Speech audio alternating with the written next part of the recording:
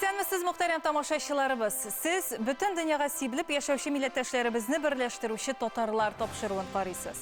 Бүген без сезгә яңа елга багышланган махсус чыгарылыш әзерләдек. Әлбәттә, күңелле яңалыклар, тәбрикләүләр, уен, җыр, көлке буларның барысы да булачак. Әмма иң элек узган ел вакыйгаларына күз салыйк әле. Моның өчен мин студияга Айзат Шәймәрдәновны чакырам. Сәлам, Роза. Исәннәрмесез, хөрмәтле тамашачыларыбыз. Чыннан да 2020 ел вакыйгаларга шактый бай ел булды. 2-2, 2-20 һәм 2-0. Юк, мин бернинди фаразлар ясарга җыенмыйм. Һәм иң элек без 2020 ел татар дөньясы өчен нинди ел булып, ничек истә калачагын барлап үтик.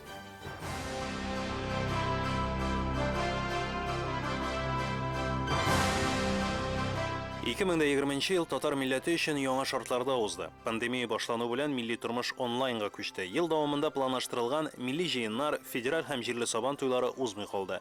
Мәскәү, Ульян, Екатеринбург, Пенза һәм башка төбәктә татарлар сабан туен онлайн үткәрде. Быел федераль сабан туе Мәскәүдә, Россия авыл сабан туе Мөслимдә узарга тиеш иде. Шикләүләр булу сәбәпле бөтен дөнья татар конгрессы сабан туен беренче тапкыр виртуаль рәвештә үткәрде. Бәйрәмебез җыр биюләр, матур уеннар белән бергә үрелеп барыр.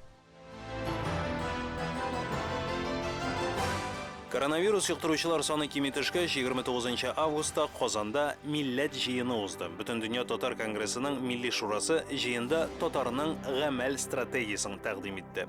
Әлеге документны галимнәр 2 ел әзерләде. Шул вакыт эчендә стратегия эскизын Татарстан районнары, Россия төбәкләрендә милләттәшләребезгә тәкъдим иттеләр. Фикер алышу булды. Татарстанның 30 еллыгы алдыннан әлеге документны милләт җыенында Россия буйлап җыелган делегатлар кабул итте. Bir кешедән башлап 8 миллионга хәтле бергәләшеп, кулга тотышып, аңлап, ярдәм итеп, дәүләт ягыннан хәзер менә хезмәт кылабыз. Ул чагында җимеше була. Моңа кадәр тәкъдим ителгән стратегия эскизыннан бу документ шактый аерыла. Монда түгел саннар, түгел максатлар куелмый, татарының үсеш юнәлеше күрсәтелә.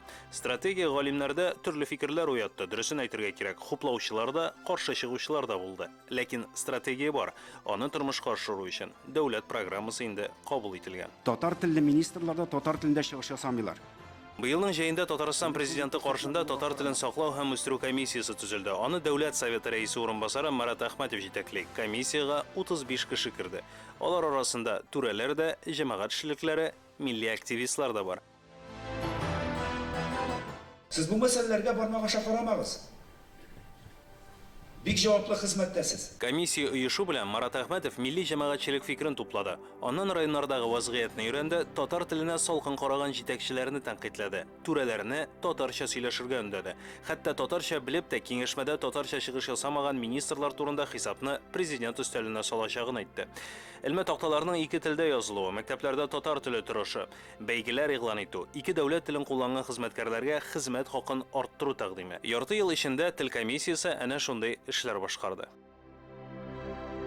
2020 ел татар җәмәгатьчелеге өчен көрәш елы булып та истә калачак. Тарих институты, археология институты белән берләшергә мөмкин дигән хәбәр галимнәрне уятып җибәрде. Нәтиҗәдә дөньяның төрле почмагыннан галимнәр институтның мөстәкыйльлеген яклап имза җыйды. Хакимият институтны ябарга теләмәвен белдерде, ләкин институтның җитәкчесе Рафаэль Хакимов үз вазифасыннан китте. Хәзер институтны аның урынбасары булып эшләгән тарихчы Радик Салихов җитәкли. Быел Татарстанда күп телле мәктәпләр челтәре эшли башлады. Әлеге тәкъдим белән 2 ел элек дәүләт киңәшчесе Минтимер Шәймиев чыккан иде. Адымнар полилингваль мәктәбе Казанда һәм Алабугада ачылды. Уку йортының төп үзенчәлеге фәннәр 3 телдә алып барыла. Гуманитар өлеше татарча, төгәл фәннәр инглизчә, калганы русча. Күп телле мәктәпләр ачу эше мәктәпләрдә татар телен ихтыярый укытуга күчергәч башланды. Киләсе елларда күп телле мәктәпләр саны 6-га җитәргә тиеш. Сентябрь башында Казанда 30-нчы тапкыр татар яшьләре көннәре узды. Татарстан һәм Россиянең 32 төбәгеннән яшь буын вәкилләре җыелды. Быел чит илләр катнашмады. 5 көн дәвам иткән җыенда татар теле, тарих, вокал, хореография буенча мастер-класслар, төрле темаларга семинар, тренинглар һәм кызыклы шәхесләр белән очрашулар үтте. Россия төбәкләрендә яшәүче милләттәшләребез тормышында зур вакыйгалар булды. Курган өлкәсендә мәдәният үзәге ачылды. Бу 19-нчы гасыр уртасында төзелгән бина. 4 ел элек ул җимерек хәлдә була. Милләттәшләребез тырышлыгы белән ул төзекләндерелде. Хәзер монда мәдәни тормыш алып барырга бар уңайлылыклар да бар. Шиләбедә исә татарның бөек шагыйре Габдулла Тукайга һәйкәл ачылды. Бүген Шиләбе өлкәсендә 180 мең татар көн күрә. Һәйкәл алар өчен милли горурлык билгесе булып тора. Бөтен дөнья татар конгрессы Башкортстанда үз эшчәнлеген көчәйтте. Быел Уфада конгрессның бүлеге ачылды. Милли мәдәни чаралар, татар активистлары белән очрашулар күзгә күренеп артты.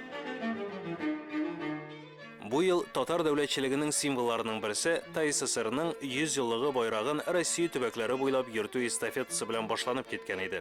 Гади кичкенә эш кебек кенә тоелса да, бу чара татарларны активлаштырды.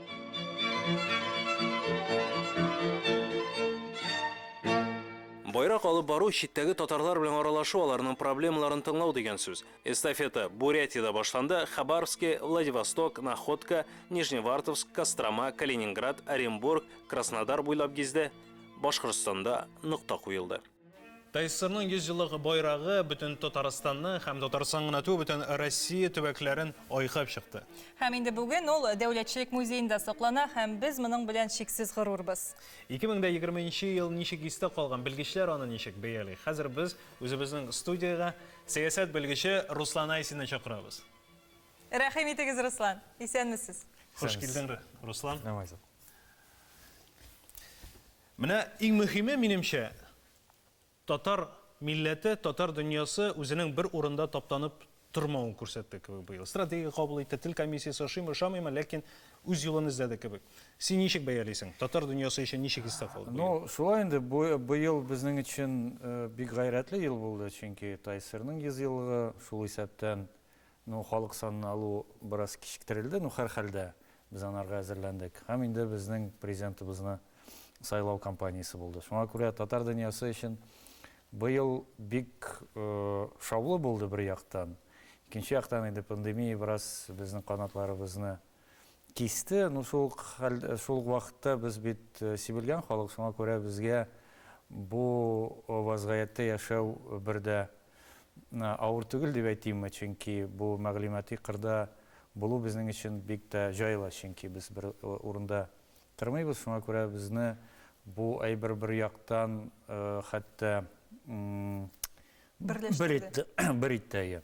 Әлбәттә инде сабантуйлар, башка зур чаралар булмады. Шуңа күрә безгә яңа ниндер формациялар эзләп карарга туры килде. Ягъни яңа концепцияны булдырга туры килде. Әлбәттә, моның өчен ниндер нигез булырга тиеш. Хәзер безнең алга ашкыранда Татарстаныбыз бар, безнең татар конгрессы бар, безнең аерым шәхесләр бар, безнең төрле институтлар бар, фәнни институтлар, иҗтимагый институтлар. Шуңа күрә алар бу рольне үти. Файдасы булды димәк, менә татар дөньясының үз юлын табып киләме, ничек бәялисең? Табып килә, менә бу кабул ителгән татар халкының үсеш стратегиясе бәлки бу функцияны үтәргә тиештер. Ну, һәрхәлдә татарга менә мондый стратегик документ кирәк иде. Чөнки без кая барабыз, без алда нинди планнар күрәбез. Менә методология дигән сүз бар. Грек сүзеннән ул юл күрсәткече. Менә безгә шул юл күрсәткеч кирәк иде татарга. Стратегия булырга тиеш, ну һәрхәлдә минемчә ул да тере булырга тиеш. Ягъни анарга да ниндер үзгәрешләр, ниндер әйберләр кертелергә тиеш һәр даим. Әйе, инде халык кеше таш яра диләр һәм киләчәктә ала бирсә инде киләчәгебез якты булсын безнең халкыбызның. 2021 елга аяк басабыз һәм инде бөтен тамашачыларыбызга, татар дөньясына нинди теләкләрегез бар? Ну, беренче чиратта төшенкелеккә бирелмәскә һәм нык булырга әлбәттә. Нык булырга. Бу елда авыр булды, икенчесе ничек булыр күз күрер. Ну, һәрхәлдә нык булырга һәм рухи яктан балкып торырга. Амин. Зур рәхмәт, Руслан, безнең белән сәясәт белгече Руслан Айсин иде. Без дәвам итәбез. Билгеле инде, Татарстан телевидениесенең легендасы Рөстәм абый Нәбиуллин күп вакыйгаларның шаһиты булган. Әлбәттә инде, һәм ул бүген ул хакта үзе җиткерер. Әйдә әле, Айзат, Рөстәм абыйны үзебезгә кушылырга чакырыйк әле. Бүген бит бәйрәм көнендә кунаклар килергә тиеш. Шушы студияда ничә еллар дәвамында кунаклар җыя бит. Бу студиягә инде 60 ел, ялгышмасам. Шулай бит, Рөстәм абый? Әйе, Казан телевидение студиясы үзенең 7-нче дистә елын ваклый башлады. Sizin vaqtda яңа ел тапшырулары ничек төшерелә иде? Әйдәгез әле шушы елларга, вакытларга әйләнеп кайтыйк әле. Аны сезнең буын төшерде бит. Искә төшереп узарга кирәк. Шыннан да bu bina Qozan televидение студиясының төп бинасы. Бұрынғылар ата-баба негізі шушында дияр иде. Өлкән буын әлі хәтерлидер.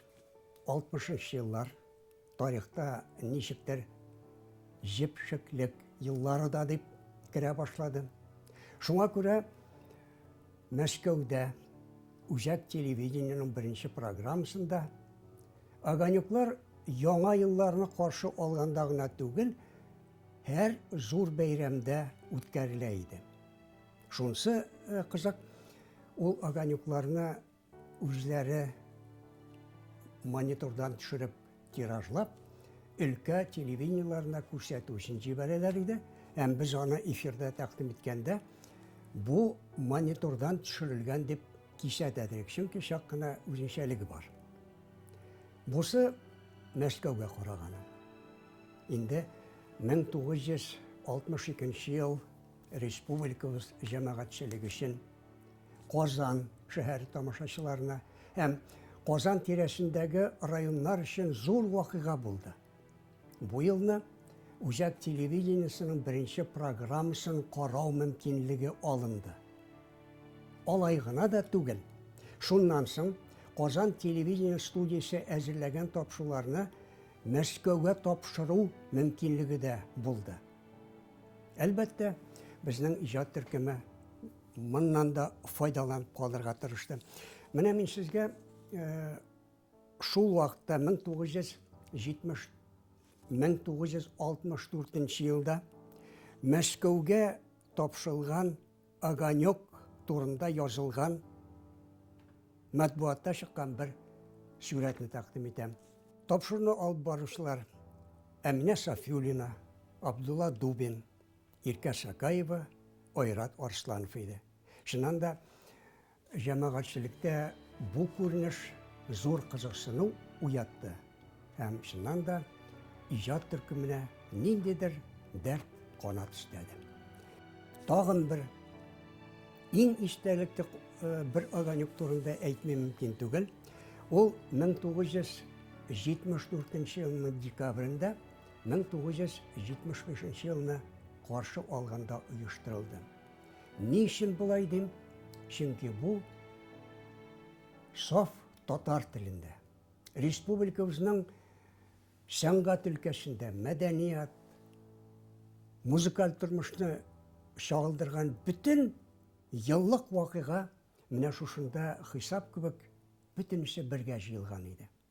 Әлбәттә, бүгенге көн күзлегеннән караганда анда бизәлеш тә, төсләр дә тыйнак иде. Ну заманы шундый, нишлисең, мөмкинлеге дә шундый иде. Кунаклар таралды, инде шунда студияга павильонга тапшыруда катнашканнар, шул вакытта башка тапшыруда булучылар җыелып, уен ышыны белән фотога төштек.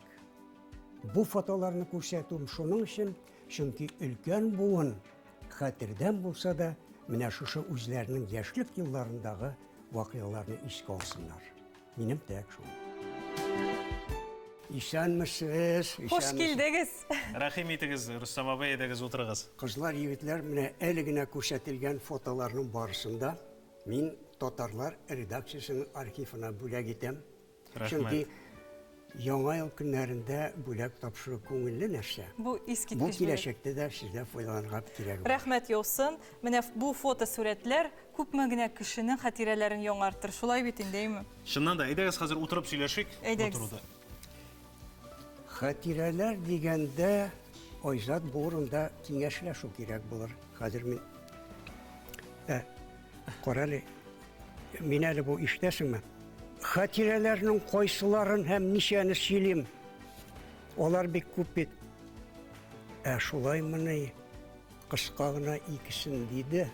Җәмәгать риза булырсыз. Әйдәгез икән алайса. Әйдәгез. Беренчесе, бүгенге көндә сезнең кулда теләсә нинди фантазияны тормышка ашырырга ярый торган камера белән, техник белән эшлисез. Әбет студия эшли башлаганда тапшыруны яза башлыйбыз. Әмма тапшыру языламы, юкмы контроль әле күрсәтми. Студияга җыелып бөтен кеше языла, беребездә таралмый.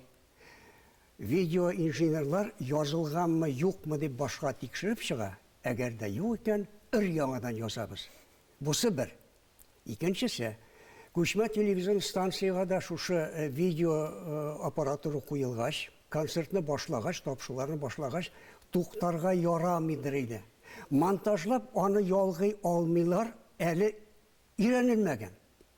Наилә Нугманова белән яшьләр үзәгендә республика районнарын җыелган яшьләр концертын язабыз. Беренче номерны әйттек. Икенче коллектив әле әзер түгел. Туктарга мәҗбүр булды. Яңадан башладык. Аннан соң инде күз кырые белән генә карыйбыз, теге коллектив әзерме, юкмы? Ну, ул әзер булганчы нәрсәдер сөйләргә кирәк бит. Концертны яздык, булай әйбәт кенә булды. Соңыннан Наилә белән килешәбез. Эй, мин дә бөтен белгәнемне сөйләдем, син дә бөтен белгәнеңне сөйләдең. Кыенлыклар булса да, без шат идек, чөнки яңа техникада язу башлана. Бик кызыклы вакыйгалар чыннан да. Менә мин Рөстәм абай бу фотоларны карап утырам. Ул вакытта Кыш бабай һәм кар кызы булып кемнәр чыга иде? Бердә күреп булды. Бу синде сер, чөнки һәр кыш бабай, кар кызы, ул үзе белән могҗиза алып килә. Шуннан да могҗизаны без үзебез булдырабыз бит, шулай бит. Һәм шушы вакытта әйдәгез әле сүзебезне безнең хезмәттәшебез Эльвира Хөснетдиновага бирик әле. Ул могҗизалар эзләүче һәм бүген ул Кыш бабайны эзләп чыгып китте. Эльвира булдыра. Менә сез көләсез, бит яңа ел үзе бер могҗиза ул. Яңа елның инде иң көтелгән, иң истәлекле мизгеле мөгаен Кыш бабайның килүедер. Сез үзегезнең Кыш бабайларыгызны хәтерлисезме соң? Белмим, хәтерлисең Мин Майза? хәтерлим. Безнең күрше булайды, әти белән бергә эшлиләр иде. Әтинең эшендә. Син аны танығансың инде, димәгәйме? Менә минем мәсәлән балалар бакчасында бер тәрбияче хатын-кыз киенәдер. Гел менә шул хатын-кыз киенәдер, Кыш бабай булып чыгадыр. Булмагач. Шулай инде. Безнең җавапларыбыз Эльвираны канәгатьләндергән дип ышанам. Миңа калса яңа елның иң дулкынландыргыч мизгеле ул Кыш бабай чакырудыр. Ул үзе бит шундый серле, үзе зур, үзе матур кыр тавышлы, җырлый да, бии дә, балаларны ярата, бүләкләр тарата. Менә шундый сыйфатлары булган Кыш бабайны без дә эзләп карарга булдык. Кыш бабай, безне бик ярата. Ул безгә яңа ел бүләге тарата.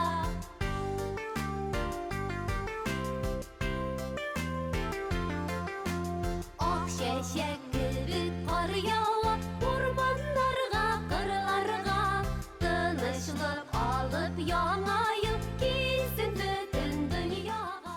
Исәнмесез, Әсхәт абый? Кыш бабай дигәч, нәкъ менә сез күз алдына киләсез. Исәнмесез. Рәхмәт килүегезгә, Кыш бабай. Хәзер менә вакыты җитә бит Кыш бабайларның. Кемнәрдер өйләренә чакыра, театрлар инде шундый кичәләр уздыралар балалар өчен. Шыршы бәйрәме, әкиятләр куялар бөтен җирдә. Сез менә ничә ел инде Кыш бабай булып йөрдегез, Әсхәт абый? Мин 76 елда килдем Камал театрына. Инде хәзер 43 ел булды дигән сүз. Мин 20 ел Кыш бабай булып эшләдем монда. Анда Кыш бабайда булдым, аннан соң спектакльдә дә уйнадым, менә шулай итеп. Шундый вакытлар бар иде, Шыршы тирәсендә менә 4 тапкыр уйный көнгә. Заманада балалар шау килеп торалар иде. Әсхәт абый, менә сез бит әле 1 гыйнварда да туган. Чын Кыш бабай шулай булырга тиештәдер инде ул. Шулайдыр инде. Менә үзегез бала чакта Кыш бабайга ышана идегезме? Бала чакта, безнең бала чакта анда Кыш бабайга ышанмыйча мөмкин түгел. Әти кәгазь пакетта алып кайтып бирәй күчтәнәчләр.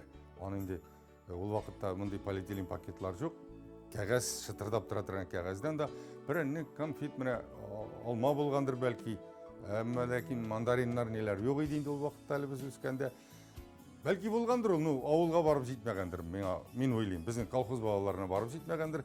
Әмма дә ләкин шуны көтеп торайык. Менә Кыш бабай күчтәнәче, Кыш бабай күчтәнәче. Анарсын инде зуррак классларда укый башлагач, минем әти дә, әни дә сәнгатькә бик мөкиббән кешеләр.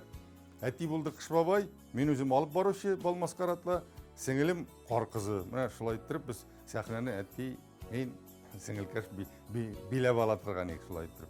Хәзер кийиник, Кыш бабай бит инде ул әйтик, ярый нидә генә залда гына булса. Без элек урамнан керә торган идек. Урамнан керә иткәндә безнең бит инде үзегез беләсез дә, быяла тәрәзләр, балалар килә Кыш бабай тегенә, килә таягы, сакаллы, кар кызы, имештер капчыгын күтәргән тегеннән балалар бөтенсе шаулап, гөрләп, тәрәзгә ябышып безне каршыла торганнар иде, шулай итеп.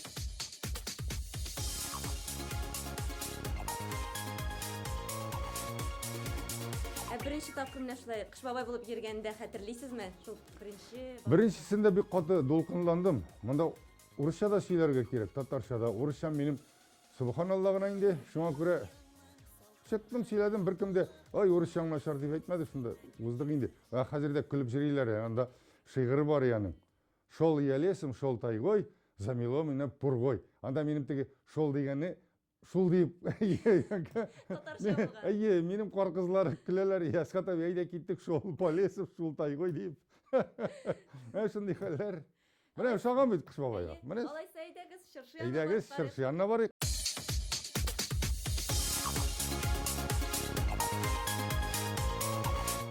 Эй, балалар!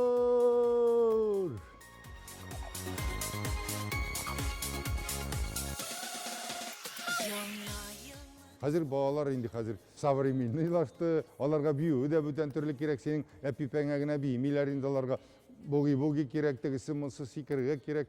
Әмма дә ләкин барыбер онытырга кирәкми, шыршы турындагы җырны онытырга кирәкми. Яшел шыршы басып торчы өйнең турында дигән җырны. Сез бит әле мотор итеп җырлыйсыз. Әлбәттә җырлатырга да кирәк аларны. Җырлап та күрсәтегез әле безгә. Шыршы без сине сагынып көттек ел буе. Шыршы без сине сагынып көттек ел буе. Син тагы да матурырак бизәлгәнсең бу юлы. Син тагы да матурырак бизәлгәнсең бу юлы. Әлбәттә балаларга бу җырны җырлатырга кирәк. Сезнеңчә татар Кыш бабайы нинди булырга тиеш? Татар Кыш бабай менә каршыгызда басып тора, шундый булырга тиеш. Кыш бабай маймылланырга тиеш түгел. Ул балалар белән уйнарга, көләргә, шаярырга тиеш. Әмма дә ләкин Кыш бабай ул маймыл түгел, ул мугҗиза булырга тиеш. Менә хәзер дә таныйлармы соң сезне? Кыш бабай идегез дип шундый әйткәннәре бармы? Әлбәттә таныйлар, әйтәләр, Әшкат безнең балалар синең белән үсте инде диләр, менә шулай. Шундыйлар да бар.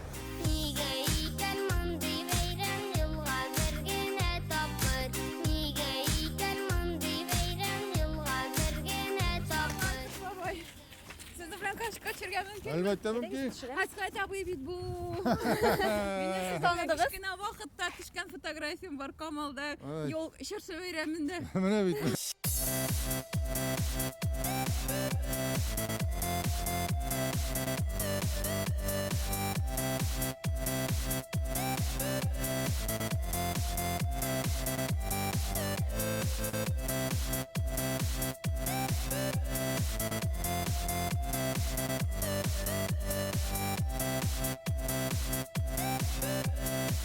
Кыш бабай менә яңа ел тылсымга бай була бит ул. Әлбәттә. Эх, күңел бер тылсым тели, мугҗиза тели күңел. Мугҗиза күрәсең килә инде. Әйе. Хәзер эшлибез аны кызым. О, нинди матур. Менә сиңа мугҗиза кызым. Шып-шым мугҗиза булды бу. Шын кар кызы булдым. Әлбәттә шын кар кызы. Шын Кыш бабай, шын кар кызы. Ярар Кыш бабай, алайса мин үземнекеләрне шаккаттырыйм әле. Озак көттермәйәме? Акша кызым. Ярар, очрашканга кадәр. Шулай булсын, Кыш бабай вакытында килеп җитәр ул. Сау бул. Сау бул. Менә ичмаса мугҗиза.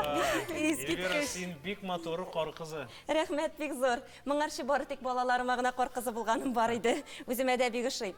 Ә бит кар кызы ул яңа елның бер символы. Әлбәттә инде Кыш бабай белән бергә. Ә сез кая яшәгәнен беләсезме соң татар Кыш бабайының? Рус Кыш бабайы бөек Устюкта яши буга ялышмасам, ә менә татар Кыш бабайы Арчада. Шулай бит. Дөрес ялгышмыйсыз. Нәкъ менә татар Кыш бабайы, нәкъ менә Арча районы, Кырлай авылында яши. Анда инде әлбәттә бер нинди дә эльфлар да, буланнар да күрмәссез. Анда татар Кыш бабайы бөек шагыйребез Габдулла Тукайның әкиятләрендәге персонажлар белән берлектә эшли. Анда инде су анасы, шүрәлеләр каршы ала сезне. Нәкъ Тукайча, нәкъ татарча инде. Эльвира, сорау, син ник ялгыз? Кыш бабай кая? Хәзер килеп җитер.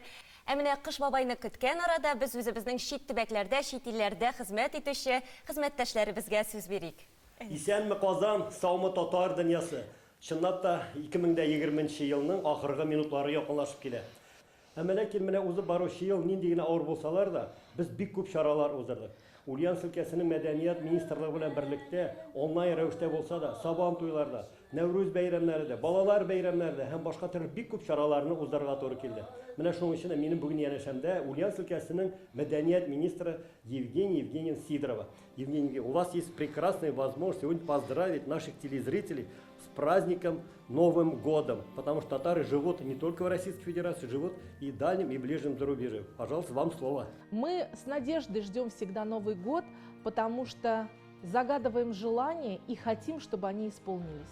И, конечно, мы с надеждой ждем 2021 год для того, чтобы совместно с Республикой Татарстан начать подготовку теперь уже к 4-му федеральному Сабантую в Ульяновской области, который запланирован на 2022 год. Будьте счастливы, будьте здоровы, берегите себя и своих близких. Спасибо, Евгений. Вот вашим пожеланиям и моими пожеланиями вот эту елочную игрушку, шарик, мы передаем другому региону. Кадерле милләттәшләр, бу сагада яңа ел. Аңа зур өметләр белән атлыйбыз. Ул безгә иминлек, бәхет, саулык, куанычлы көннәр алып килсен. Илебез тыныч, йортларыбыз бөтен, табыныбыз мул булсын. Һәр туасы көнне ышаныч белән каршыларга язсын. Бердәм булыйк.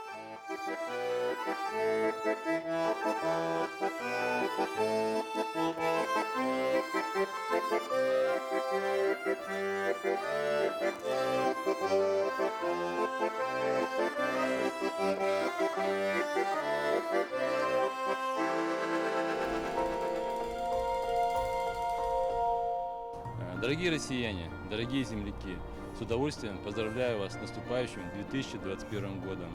От всей души желаю вам счастья, благополучия, ярких незабываемых моментов, новых достижений профессиональных, семейных, но самое главное – здоровья. Да, 2020 был непростой год, но самое главное, чему нас научилось, что мы стали сильнее, мы стали сплоченнее.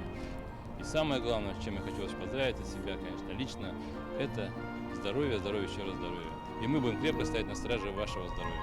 С Новым годом!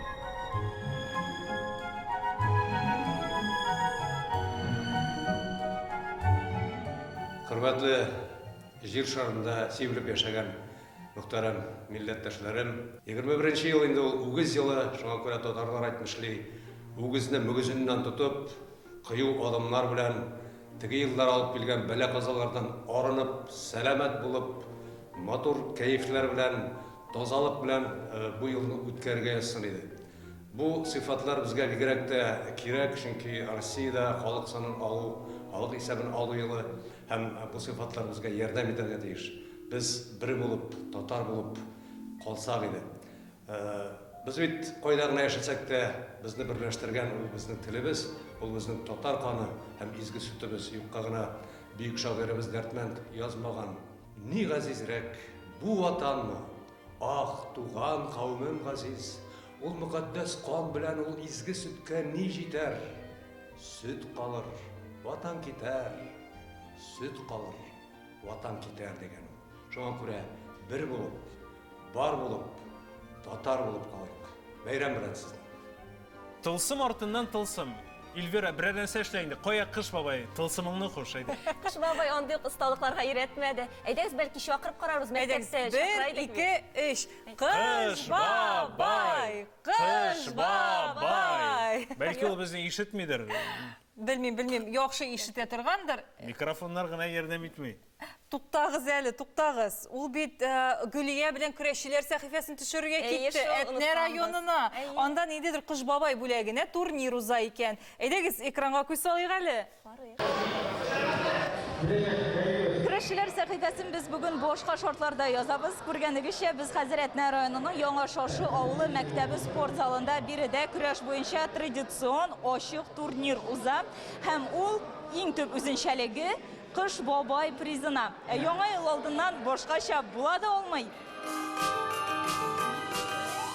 8 команда Әтнә, Орча, Кукмара, Балташ, Лаеш, Теләче, Биектау, Казанның Яңа Савин районы.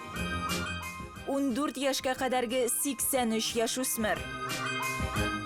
9 авырлык үлчәве 24, 28, 32, 36, 40, 45, 50, 60, 70 килограмм.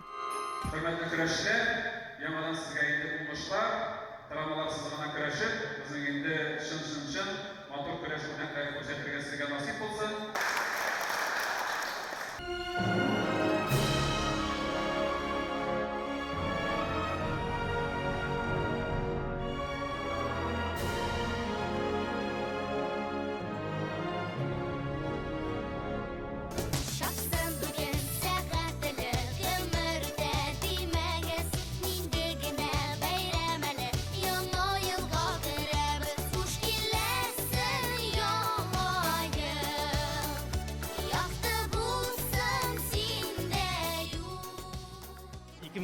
Елда булган вазгыятьләр артта калып, инде 21 елда яңа үсешләр, яңа уңышлар белән яшәргә насыйп булсын. Милли көрәшебез инде тагын да бөтен җир шары буенча үссен, безнең татарлыгыбызны танытсын дигән теләктә калам. Инде күсе елын, тышкан елын артта калдырып, үгез елын каршы алыйк. Сезгә бары тик уңышлар. Яңа ел белән!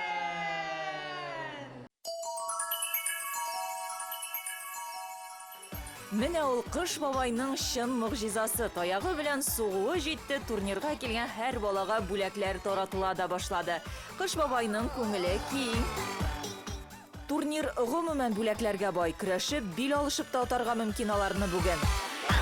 Үз үлчәү авырлыгында 1-нче, 2-нче, 3-нче урын алучылар дипломнар, медальләр, бүләкләр һәм акчалата премияләр белән билгеләнеп үтәчәкләр. Бик юмарт турнир бу.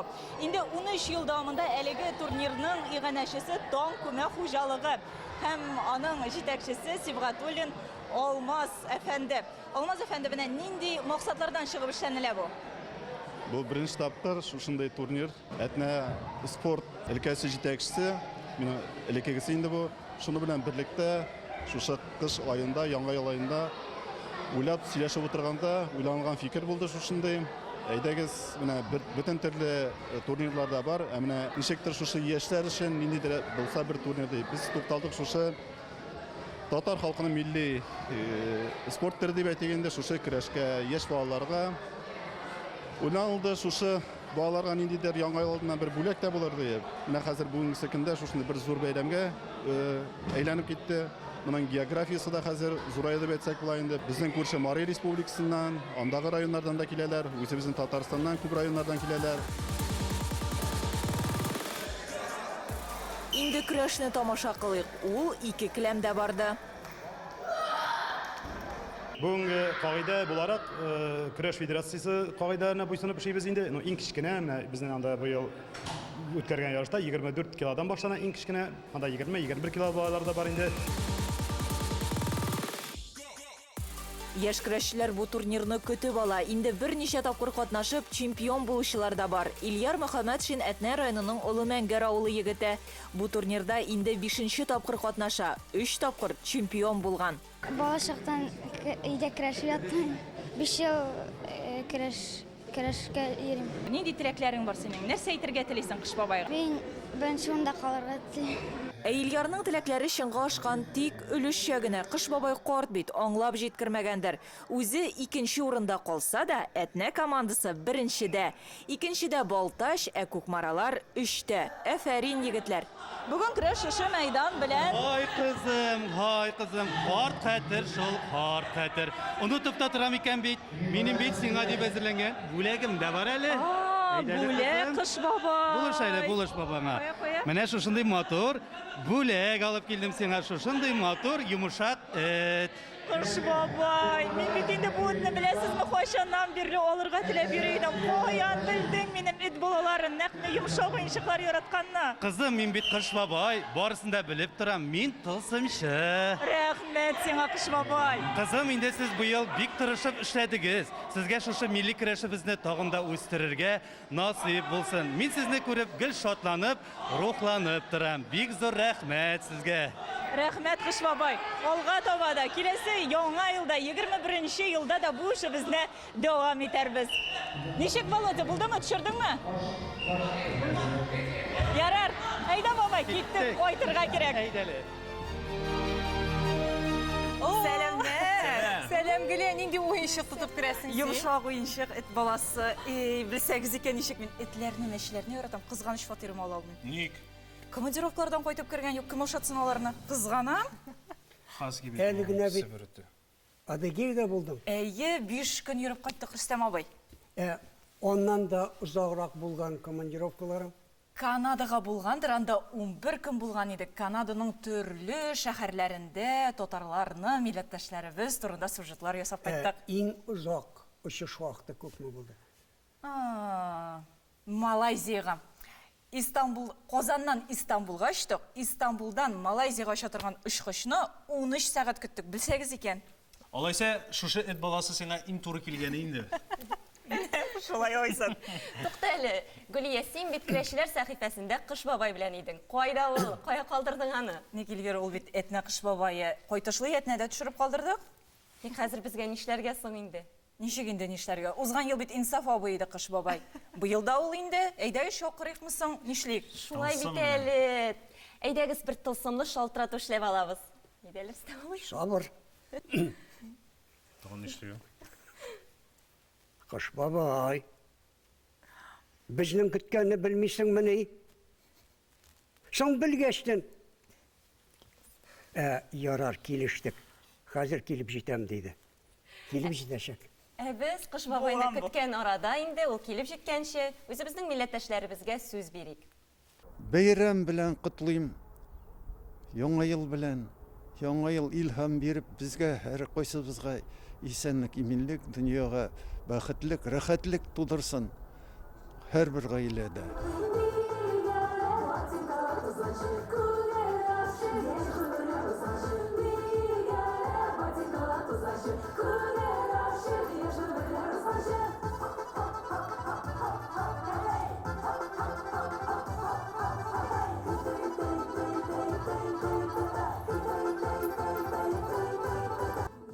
Сезне яңа ел белән котлыйм.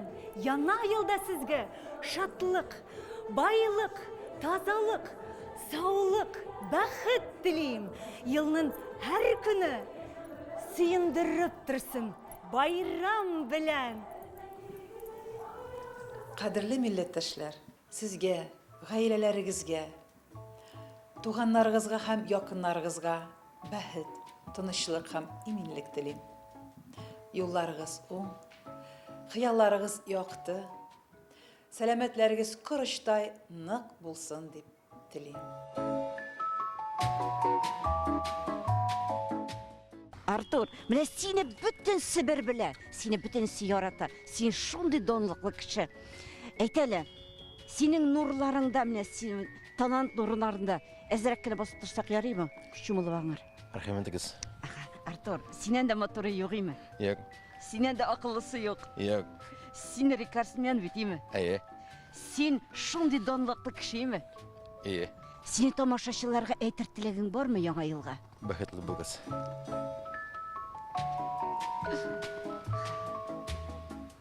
Киләсе ел үгез елы. Бу хайван кайда? Авылда. Без Магнитогорскка күрше урнашкан Агап районының бердән-бер татар авылы Әбләзгә килдек. 2021 елның символы янына басып, малны күп үрчеткән Рәмил Монанбаевка котлау теләкләрен җиткерергә сүз бирәбез. Якты гомерлек булсын, любой кешегә инде. Авыл кешесе манда городской кеше булсын, барыбыз да сау булыйк, халык сау булсын, самый главный. Стәлләре сынып торсын ризыктан. Теләгәнем шул. Авылда торган халыкка маллары үрчәсен. Хезмәт сөйшән кешеләргә хөрмәт күбрәк булсын. илгә һәм гаиләләргә тынычлык булсын.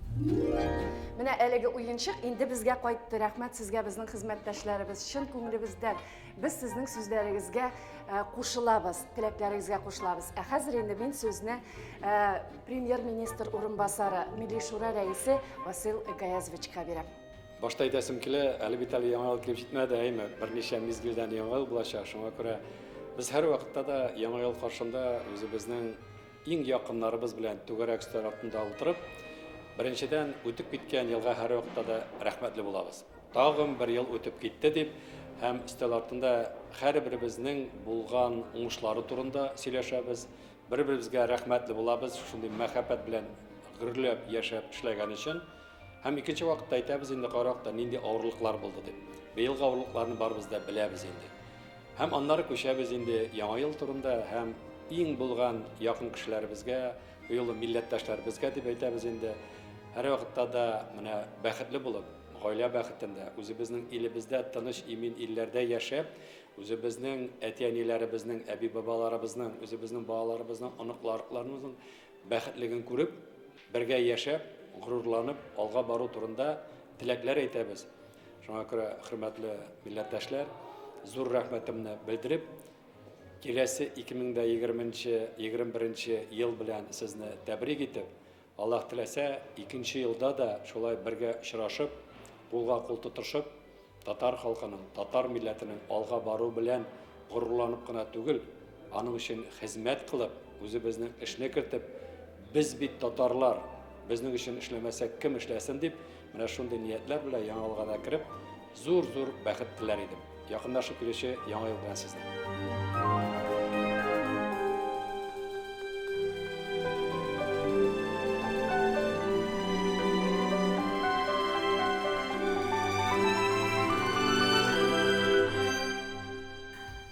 Киләм. Эшем күп бит бу арада, эшем күп. Әле бит әле студентларда укытам, аларны матур сөйләргә өйрәтәм. Сессия вакыты. Ни хәлләрсең, улларым, кызларым, исән саулыкмы? Кыш бабайыбыз яныбызда, димәк, теләкләр теләп, бүләкләр алырга вакыт килеп җитте. Әлбәттә, кыш бабай бүләкләр тарата инде. Кызым, ашыкмагыз әле. Бүләкләрне бит мин булай гына таратмыйм.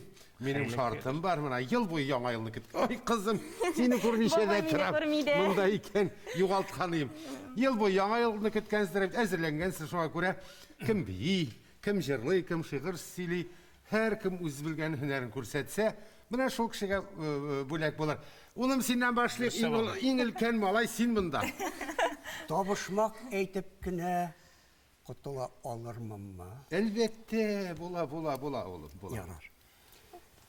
Нәкый Шәмбәт хәзинәсеннән бер караганда танышта кебек, карама кабыгыннан чыккан шикелле. Кай вакытта әйтелә һәм нинди мәгънәдә? Бәлки берәр бәләгә юлыккан кеше, шушы бәләдән исән-сау чыккан кеше турында әйтәләрдер, юкмы? Кулдан эш килмәгән кеше турында бәлки әйтәләр. Рөстәм абый, бәлки ул теге яңгыравык берәр нинди каты иттереп, үзен күрсәтә торган иттереп чыгудыр. Бәлки шуны аңлатадыр, Бер ярты адым булса да якын килдең. Менә бит. Мәктәптә әйтеп укыган. Беренче мәгънәсе көчле тавышлы, көр тавышлы кешегә сөйләм вакытында аның тавышы карама кабыгыннан чыккан кебек дип әйтү очрагы бар. Икенчесе, борын заманда тавышны еракка ишеттерү өчен кабыктан рупор ясалган. Шуның белән алар тавышын иткән. Рупор дибез, көн сайын безнең эштә үзебезнең кулда шул корал бүгенге мәгънәсендә. Микрофон. Әфәрин, Рөстәм абый.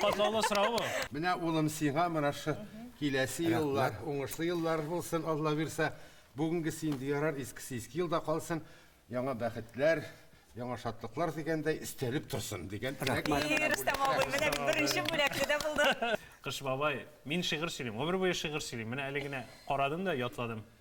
Үзең яздыңмы әллә? Язарсың әле, яшьлегең бөтен. Әйдә, сөйлә улым.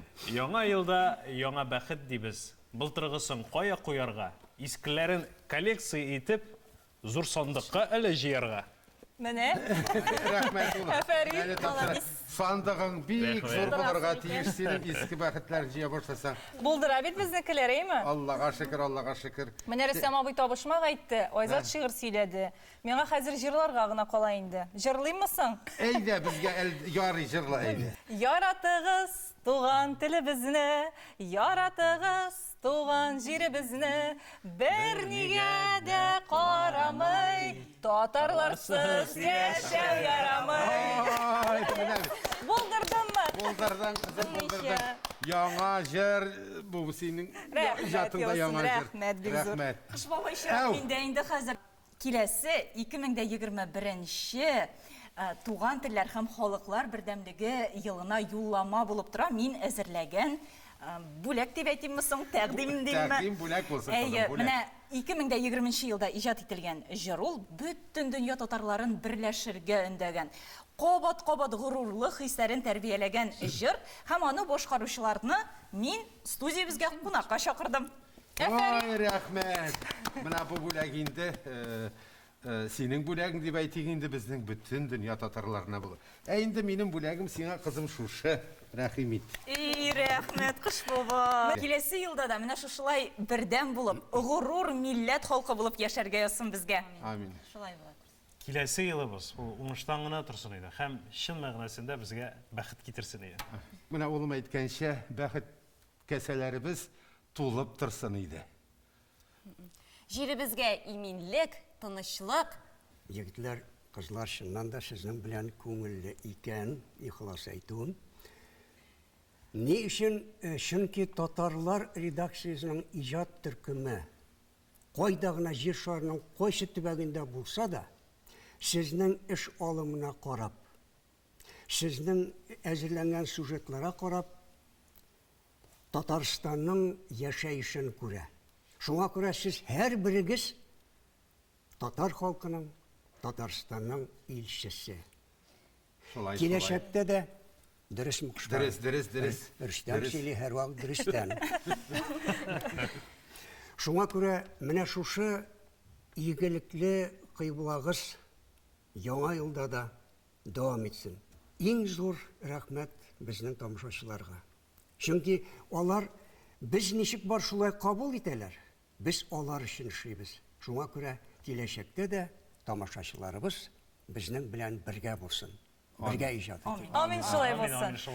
Татарлар тапшыруы 2020 елны әнә шулай узата. 2021 ел барган юлларыбыз сикәлтәсез якты булсын. Бердәм булыйк, бергә булыйк.